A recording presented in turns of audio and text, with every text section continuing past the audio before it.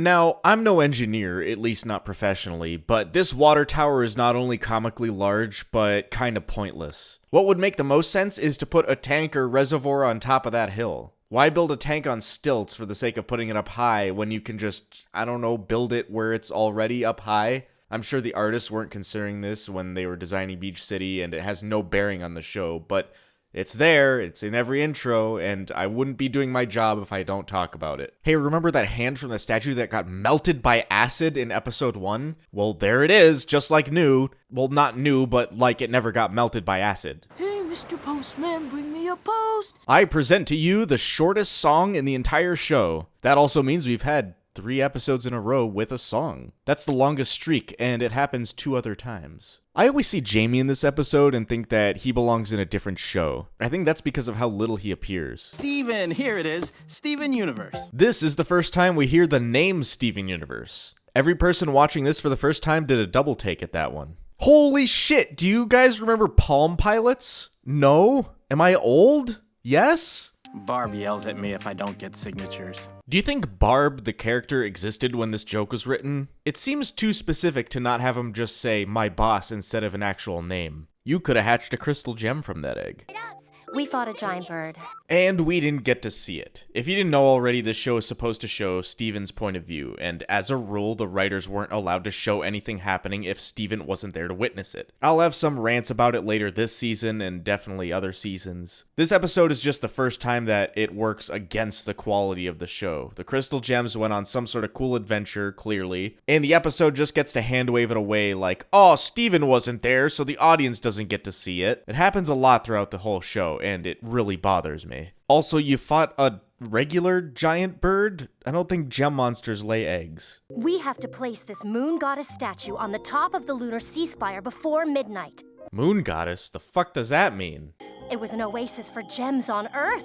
There's some interesting lore and foreshadowing in this episode. Does learning that there were other gems count as lore? I think this early into the show, I'll take anything I can get. I think it's a clear homage to the Legend of Zelda series. Steven gets a key item out of a box and holds it above his head. Textbook Zelda. Ew, they did the fucking nipple eyes. That's not what this show does. A lot of the animation in this episode looks off. Who boarded this? I hope they got fired for that blunder.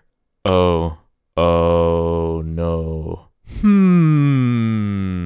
This show's use of the Red Cross goes against the Geneva Convention, which is foreshadowing all the war crimes that— Whoa, Steven, did you bring your whole room? Hey, leave the kid alone. Pearl never gets this bitchy. Warp pads. This is the first time we get to see them used. In terms of soft magic, I think these are done the best. Throughout the show, they never explain how they work or how they're made or what activates them. You just see them enough and you get used to them. Oh yeah, that's how that works. That makes sense. The biggest issue with magic in any fantasy setting is teleportation, hands down. Give the magic system the ability to teleport a character, and the rest of the magic in that system has to work around that, because teleportation is overpowered. This show nerfs teleportation by only letting characters teleport to and from specific locations. If one of these warp pads gets destroyed, which happens later in this episode, that option of teleporting is gone. It's one of my favorite designs of this show's whole magic system. I'm sensing structural instability. Thanks, Garnet. You're a real fucking master of perception. Steven! This place is your heritage. Does Pearl know something that she's not letting on? I told you this episode had foreshadowing. You got it, dude! This is, of course, a direct reference to Full House. Kind of weird choice for this show's target audience. I don't think they would have gotten this reference. I didn't even get this reference as a 15-year-old. I don't even get this reference now. Shouldn't these shirts be pulled down by that vortex just the same as anything else? There's the flaws of a soft magic system and not explaining things. The rules can just be broken whenever the writers want. I'm not a tailor, at least not professionally, but I don't think those shirts could have held Steven's weight, especially with a magic vortex pulling him down. This is a little nod to the intro. I like it, gives Garnet some subtle characterization. I wonder who this statue is depicting. There were never any fusions with arms like this. It's a cool design though. It's a shame that Pearl did the equivalent of burning her house down when you find a spider. What was that, Goobers?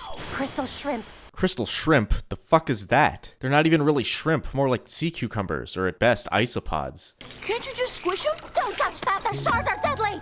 Well, can't you? You're the best equipped for it. You have the weapon with the longest reach. Pearl is the only one in this show with this hologram power, and I just realized she used it earlier in the episode. I should have talked about it then.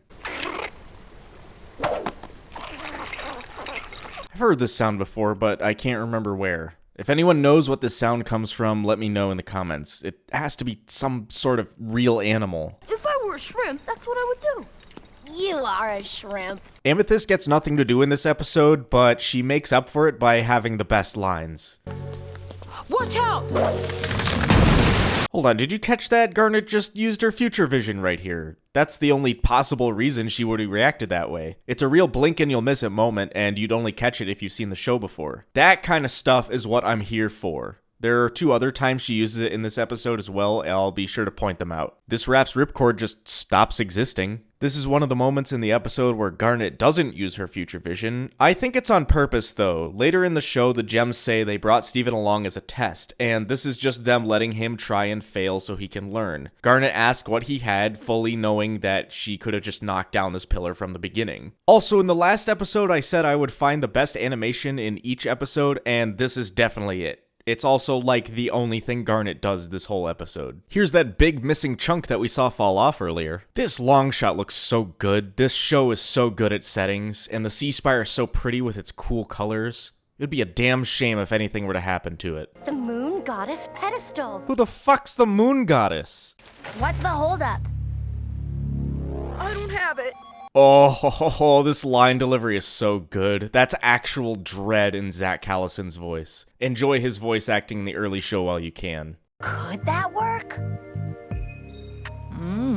Leonardo DiCaprio pointing at the screen, that's future vision. I mean, it doesn't work, but they both look at a Garnet like, tell me what your third eye sees, oh wise one. I'm really glad the makers of Mr. Queasy programmed in a levitating and a magical moonbeam voice line for this very moment. This is all my fault. I broke it. No, Steven. The Spire was falling apart when we got here. So after Steven's blunder and the Sea Spire falling apart, the gems don't react to the situation negatively, like, at all. My question is, why did they bother trying to save it? If they knew it was in disrepair, why would they want to keep it around? And it all makes sense when you find out that this whole thing was a test for Steven. They knew it was in disrepair. They knew it was going to fall apart, but they brought Steven along as a way for him to dip his toes into the water of adventuring and going on missions. It's a 3-hour paddle home. She future visioned that it would take 3 hours. I'll be honest, this episode doesn't do it for me. Coming right from Laser Light Cannon, an episode that I consider really good, this one just feels underwhelming. It's good, it's better than some other episodes in season 1, but it's just kind of boring. All 3 gems are here for the entire episode, but Amethyst only swings across the vortex, Garnet kicks the column down, and Pearl just talks the whole episode. They don't do anything else other than that. This show has these fantastic magical characters, and it takes them forever to start doing anything with them. All that being said, this episode is really important. Gem Glow was for introducing the gems in the world, Laser Light Cannon was for introducing Greg and Rose Quartz, this episode was for introducing Steven. When Steven changes and develops throughout this show, this is the episode to look back at when you want to see where he started. He bumbles around, he forgets stuff that's important, and he doesn't take things as seriously as he should. But even by the end of this episode, you can see that he feels bad that his actions had this consequence. This ancient structure is now gone because of what he did. Remember that when he succeeds in future episodes. This is where he started. This is the benchmark. Anyway, now that it's the end of the episode, I figure I should do the YouTube stuff of asking you to like and subscribe. There's also a link to a Discord server in the description if you're interested in that. If not, I will see you all for the next episode, Together Breakfast.